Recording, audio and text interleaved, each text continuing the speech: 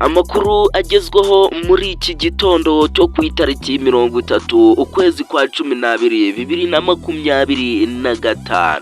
Ubu ngubu ku kibuga cy'imirwano ni muri Repubulika Iharanira Demokarasi ya Kongo. Ibintu ntago byoroshye kimwe n'igihugu cy'u Burundi. Umutwe wa M23 wamaze kubyivangamo cyane ku rwego ruhambaye, nkaho igihugu cy'u Burundi cyamaze kwatakwa bikomeye cyane n'umutwe wa M23. Muri iki gitondo ubu tuvugana, u Burundi buri kurwana bikomeye cyane n'umutwe wa M23.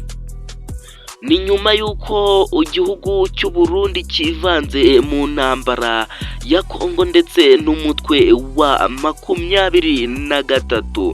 Abayobozi ba M23 bavuga ko kwivanga ku Burundi mw'intambara ari byo bitumye umutwe wa M23 ushaka guhitana iki gihugu cy'u Burundi. Ngubu ubutaka M23 imaze kujyana mu gihugu cya Repubulika Iharanira Demokarasi ya Kongo, nk'uko muri kubireba kuri ekara zanyu cya screen zanyu, n'akabara k'umutuku. Umutwe wa M23 kandi uri kurwana bikomeye cyane mu majyaruguru ya Kivu y'amajyepfo.